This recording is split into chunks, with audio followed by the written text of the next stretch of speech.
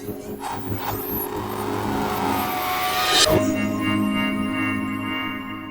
asks the question that I think is on everyone's mind when we get to talking about batteries.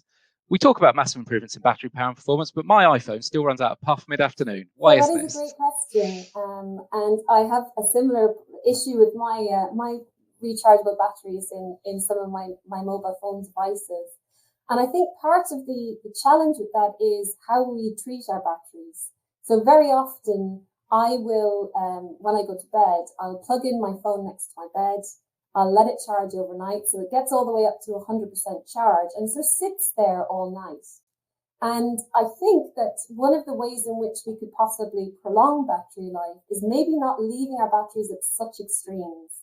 Because, if you're at the very, top of charge or very bottom of discharge, then you could end up putting your materials under an awful lot of pressure and asking them to stay like that for a while. So I think if you can keep your batteries, between 50 and 80% at that level, then I think you might end up prolonging your battery life a lot more. I had two little things to add to that. One, my phone actually has a function where it doesn't charge my phone fully overnight until about 7 in the morning. So it will wait to do that last sort of 20-30% of charge, which I think could be quite a good feature. And I guess the other thing is my phone currently, the power, you might know a bit more about what power consumption they have, but my guess is my old Nokia that I used to have 15 years ago that was about this big and had a black and white screen probably uses a quarter the power, a fifth the power. I don't even know. Our current devices have so much more demand now because we've all kinds of we do so much of what we do on a daily basis through our phones, and so many more of us use phones and have phones that the demand on those batteries is so much higher. I think your point on smart charging is a really good one, because I think when we see this advent of electric vehicles, that's going to become ever increasingly more important to find smart ways of charging our cars or our devices so that it maintains our batteries. So sort of managing that in a smart way. Mohammed asked the question, how much have batteries improved since the early days after Galvani and Volta? And Ian also asked a kind of similar question, which is that he says that his petrol car has a lead acid battery in it, and how do lead acid and lithium ion compare? So I wondered, if you've got the energy densities of those, or any way we could sort of measure the difference? Well, it's a really good question. So, the early batteries in electric vehicles in the sort of early part of in the 1900s, these were made up of lead acid batteries.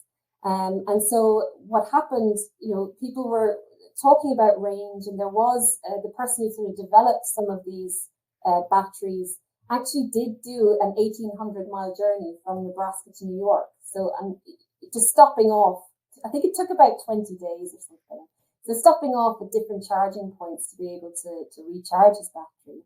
But in terms of performance improvements, I mean, when you look at lead acid batteries, yes, we still use these. They were developed sort of in the mid-1800s.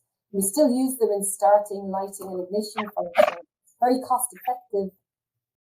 But lithium-ion provides that improved cycle life. And you also have better specific capacity. Lead is also quite toxic. And so there is a move to try to phase out lead-type materials.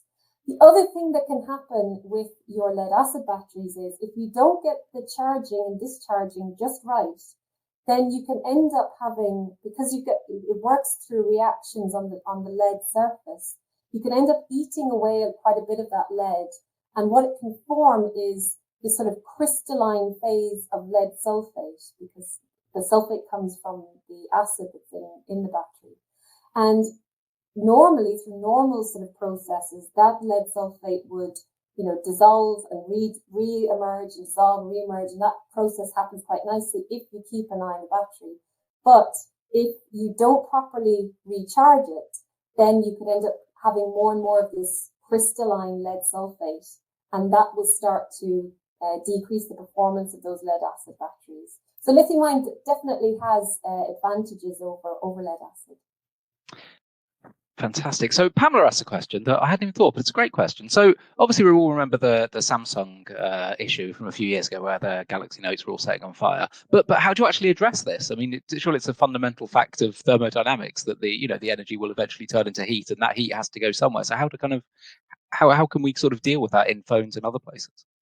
So there is again, because it was just an hour, I didn't have a huge amount of time to go into some of the heat management work that people are doing to make sure that any heat that arises from constant use is dissipated. So there is a huge amount of work that goes on in providing those sort of heating management systems in battery packs for cars. But also when it comes to looking at investigating the root cause behind some of these safety issues in batteries, and if it turns out that these things are happening because you've got some, say, dendrite formation across a liquid electrolyte, then you can start to think about how you might try to mitigate that through the use of things like solid-state electrolytes, where you could remove that liquid electrolyte altogether and try to avoid the growth of lithium across your cell. Now, there's still a lot to be realized in solid-state batteries. Like I talked about, that interface, you can end up having quite high internal resistances, so your lithium ions can't quite get through. And sometimes you can get lithium dendrite formation in these materials. But that's why it's vitally important that we keep researching on these next generation type batteries, because I really think solid state would be a big part of our sort of energy storage future.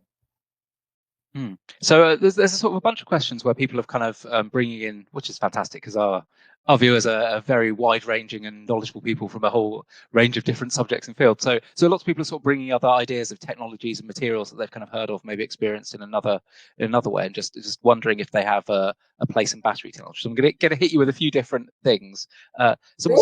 Someone's asking about quasi-crystals, whether they have a place. Oh, that's a really interesting question.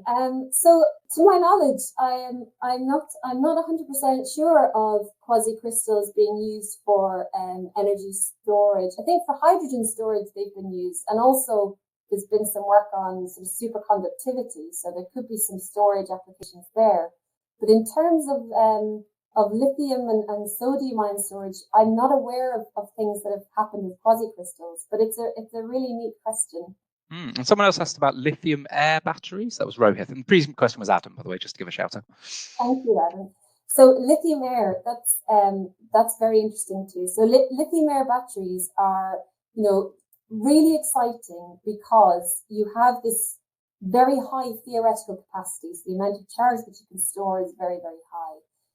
Quite high energy densities. So it looks like a really promising technology, but there are challenges that we need to overcome. The cyclability of those lithium air batteries is it needs to be improved.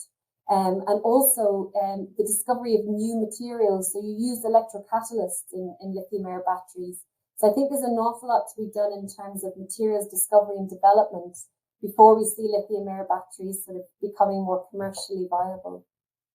But so I don't work on lithium air batteries, but I'm like your listeners, I definitely keep my ears to the ground because it's a really interesting technology, and the benefits that it could bestow are huge.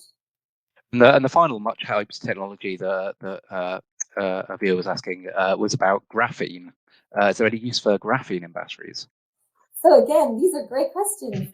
Yes, there is use for graphene. So I mentioned earlier, but I very briefly did, that we need to sometimes add some carbon additives into our cathodes, and they're there to act to improve the conductivity.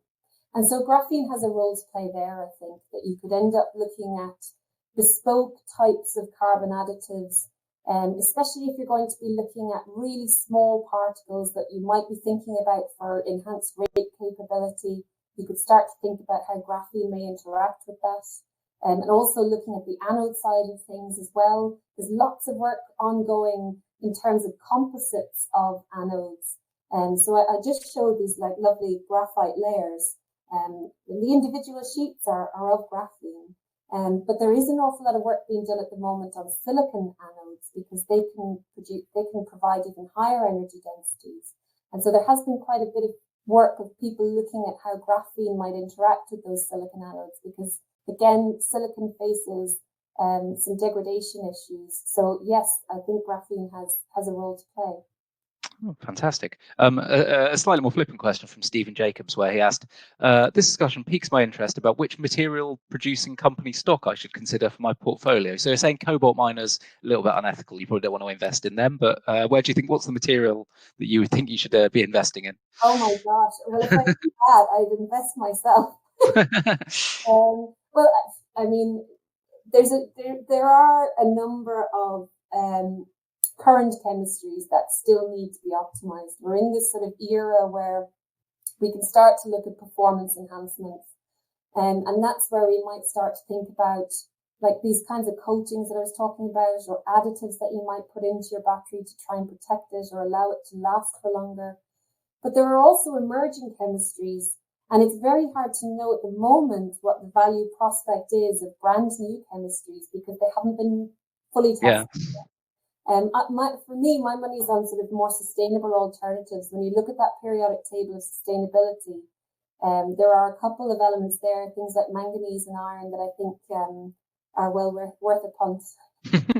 Well, yeah, I mean, iron's been mined for quite thousands of years, so hopefully there should still, I don't know, we're still okay for iron, aren't we? There should be plenty left. Green. But also, I should mention that the work that people are doing on recycling is so important because if we can start to harvest back some of these elements and reuse them, then whether that second life is going to be, not in another car battery, but rather in stationary storage, then we're going to be able to kind of make the very best use of all of the natural resources we have. I don't know how I'd bet on this, but I sort of feel like in 200 years' time, we might be mining old landfill sites for the precious elements that we used in electronic devices in the early 21st century, but that's just a theory. So Ian asks an interesting question where he says, what are the prospects for batteries for the national grid where energy density doesn't really matter? You could just build a whole room of lead acid batteries. Is that a thing? So I touched on that very briefly about sort of what sort of materials might we think about for large scale energy storage. Lead acid is a good suggestion.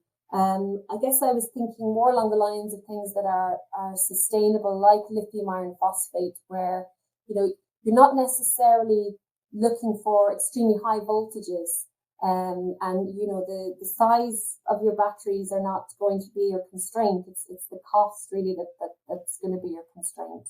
And so I think for things like lithium iron phosphate, like those olivines, those really sustainable types of materials, because you'll need a lot of them as well, I think that for large-scale energy storage, they look particularly promising. But also, do we think, are batteries a solution at all? I mean, I know there are some solutions where you just pump water up a big hill, and then when you need the energy, you just release it and it drives the turbine. There's a huge number of technologies that I think will contribute to an electrified future. I don't think that there is one size fits all. I think that batteries have a very big part to play. But when I imagine what things will look like when my kids are, my age, I think of it as being a very hybridized kind of system where hydrogen plays a part, where you've got, flywheels playing a part, you've got, all the stuff to do with renewables, being able to capture all of that energy converted from sunlight or from wind or from tidal and storing it in an appropriate way. Carbon capture as well. I have colleagues in Sheffield who are working enormously in that area. So I really see it as being a marriage of all of these technologies together that will sort of herald our electrified future.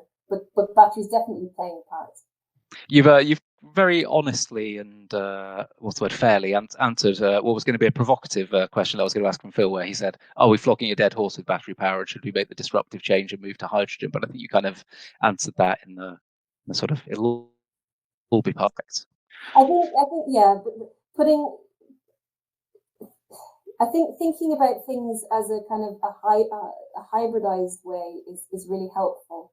And I think that's going to be, a big part of what we do in the future could be looking at how batteries interact with some of these energy conversion processes like PV. Because when you start to put these things together, of course, you've got more interfaces. And so that's somewhere where you can have more losses. So you want to try and make sure that whatever devices you're developing, they're the most efficient they can possibly be.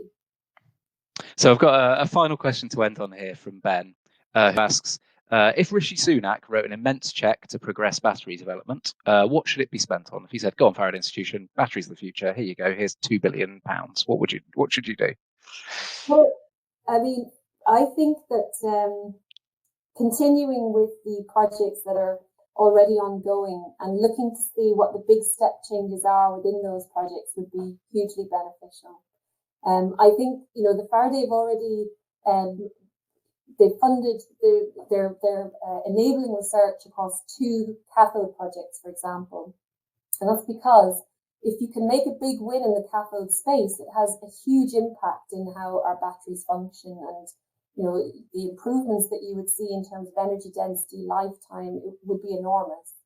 I think that to see some of these more sort of early technology readiness level things like lithium air, lithium sulfur, solid state batteries, they probably will take a little bit more time and a little bit more effort. Other things like degradation, for example, I mean, it doesn't matter what the battery of the future is, you're always going to have some degradation issues. So I think there's some aspects of what we're doing that will be sort of perennial challenges that we'll face. But as we move into sort of some of the things that I didn't get to talk about were things like, new anode type materials. So the sort of trying to solve the silicon issue about severe degradation in silicon, or moving to sort of multivalent batteries, like things like aluminium or magnesium type batteries, where you could have very high capacities, because magnesium, for example, has a 2+ charge. So you have the opportunity to get 2 electrons for every 1 magnesium. So that's quite an interesting prospect. The other thing that I think will be really important in the future will be things like flow batteries and large scale energy storage. An awful lot of what I was talking about today was sort of focused on transport, but I think we're going to have to look at when we want to move to a zero carbon future, how we enable that through large scale energy storage as well. So there is a huge amount, but you should hopefully give them that money. They will find that's one thing in the UK that I've noticed since I moved here. There is a real wealth of research excellence here, and the willingness for people to collaborate and come together and work as a team and lean on each other's expertise and experience. It's a wonderful place to work, and it's a wonderful kind of adventure to be a part of.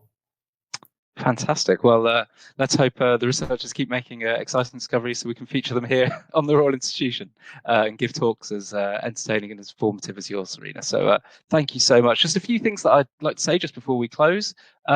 If you are able to join as a member or a patron, that's fantastic, or give us a donation, that would be brilliant.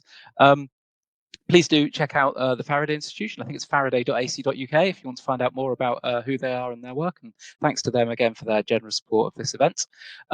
Please fill in the post-event survey that you should get via email. And don't forget, next week we've got a John Tyndall special. So find out all about the man that discovered that carbon dioxide heats the earth and many other things besides. All with Paul Hurley from the Tyndall Institute over in Cork. Serena, have you got anything else you'd like to say, anything to plug? Where can people find you if people want to follow you on Twitter or send you an email or something? I was going to say, if people have an interest in exploring battery chemistry a little bit more, the Faraday with the Curiosity box have come up with something called a fully charged box, which is a fantastic resource for schools. So if that's something that you're interested in, please have a look at the Faraday website, because you'll get a lot of information there about it. And also, the Faraday produce these insights and reports that you can find online, which again are written in a really understandable way. So if you're interested in some of the technologies that I've mentioned today, please do take a look at that. You can find me at the University of Sheffield. As said earlier, I work between the materials department and chemical engineering department. So you can check out my website, corrgroupsheffield.com. And of course, if you had any questions, I'd be happy to answer them if you had any email. Fantastic. Well, thank you so much, Serena. Thank you all for watching tonight and your great questions. And we'll see you all next week. Take care. Goodbye. Thank you.